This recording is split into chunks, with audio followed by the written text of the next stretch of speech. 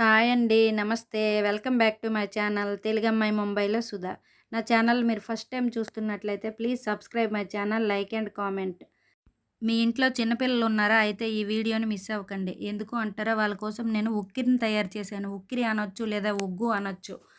దీనికోసం ముందుగా stove on చేసుకొని స్టవ్ పైన కళాయిని ఉంచుకొని దాంట్లో ఒక కప్పు రైస్ని వేసుకోవాలి. ఇలా రైస్ని యాడ్ చేసుకున్న తర్వాత సిమ్లో పెట్టుకొని బాగా ఫ్రై అవ్వనివ్వాలి. ఇలా ఫ్రై అవుతుండగా అందులో కొంచెం జీలకర్రని కూడా యాడ్ చేసుకోవాలి. జీలకర్రని యాడ్ చేయడం వల్ల అరుగుదల అనేది తొందరగా వస్తుంది పిల్లల్లో. అందుకని కొంచెం జీలకర్రను కూడా యాడ్ చేసుకున్న తర్వాత ఇలా చూపిస్తున్న విధంగా బియ్యాన్ని బ్రౌన్ కలర్లో ఫ్రై చేసుకోవాలి. ఇలా ఫ్రై అయిన బియ్యాన్ని ఒక ప్లేట్లో తీసుకున్న తర్వాత అందులో మిక్స్డ్ దాల్ను కూడా వేసుకోవాలి. 1 కప్పు బియ్యం తీసుకుంటే దానికి తగ్గ 1/2 కప్పు మిక్స్డ్ దాల్ని తీసుకోవాలి. ఇలా మిక్స్డ్ దాల్ని కూడా తీసుకున్న తర్వాత సిమ్లో పెట్టుకొని బాగా పప్పులన్నింటినీ వేయించుకోవాలి. మిక్స్డ్ దాల్లో మినప్పప్పు, పెసరపప్పు, ఇంకా శనగపప్పు, కందిపప్పు ఇలా అన్ని రకాల పప్పులు ఉంటాయి. తర్వాత అందులో కొంచెం జీడిపప్పులను కూడా యాడ్ చేసుకొని స్టవ్ని సిమ్లోనే ఉంచుకొని కొంచెం ఫ్రై అవ్వనివ్వాలి. ఇలా ఫ్రై అయిన తర్వాత జీడిపప్పులను కూడా తీసుకొని అవి కూడా పక్కన పెట్టుకోవాలి. తర్వాత అందులో కొంచెం బాదంను కూడా యాడ్ చేసుకోవాలి. బాదంను కూడా యాడ్ చేసుకున్న తర్వాత వాటిని కూడా ఫ్రై అవ్వనివ్వాలి. ఇలా ఫ్రై అయిన తర్వాత అవి కూడా పక్కకు తీసుకొని అందులో కొంచెం పల్లీలను కూడా యాడ్ చేసుకోవాలి. పల్లీలను కూడా యాడ్ చేసుకున్న తర్వాత సిమ్లోనే ఉంచుకొని బాగా ఫ్రై అవ్వనివ్వాలి. ఇలా ఫ్రై అయిన తర్వాత వీటిని వేరొక బౌల్లో తీసుకోవాలి.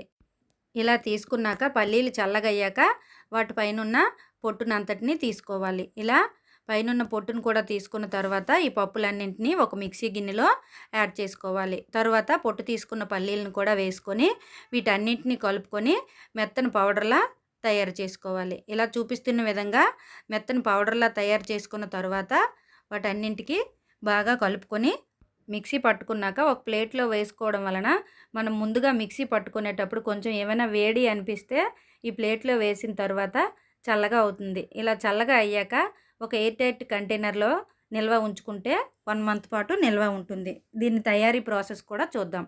తయారీకి ముందుగా స్టవ్ ఆన్ చేసుకొని కళాయి పెట్టుకొని చూపిస్తున్న విధంగా కొంచెం వాటర్ని యాడ్ చేసుకోవాలి. వాటర్ని యాడ్ చేసుకున్న తర్వాత అందులో కొంచెం బెల్లాన్ని కూడా యాడ్ చేయాలి.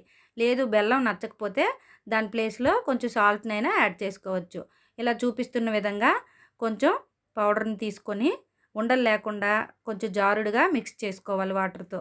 ఇలా మిక్స్ చేసుకున్నాక ఈ లోపుగా స్టవ్ పైన ఉన్న బెల్లం వాటర్ కూడా కరుగుతుంది. ఇలా మరుగుతున్నప్పుడు అందులో చూపిస్తున్న విధంగా కలుపుతూ వేసుకోవాలి. ఇలా కలుపుతూ వేసుకోవడం వలన ఉండలు అనేవి లేకుండా స్మూత్గా ఉక్కిరి తయారవుతుంది.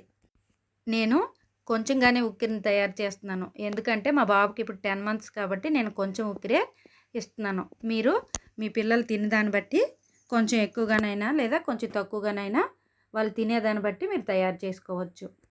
పల్లీలకి పొట్టు తీసి వేసుకోవడం చాలా మంచిది. ఎందుకంటే పిల్లలకి పల్లీ పొట్టు వల్ల ఎలర్జీస్ వచ్చే అవకాశం ఉంటుంది కాబట్టి నేను పల్లీ పొట్టుని తీసి వేసుకున్నాను. మీరు కూడా పల్లీల పొట్టుని తీసుకొని యాడ్ చేసుకుంటే చాలా మంచిది. నేను చూపిస్తున్న విధంగా ఎయిర్ టైట్ కంటైనర్లో వేసుకుంటున్నాను. ఇదిగో చూడండి, మా బాబుకి ఇక్కడ తినిపిస్తున్నాను.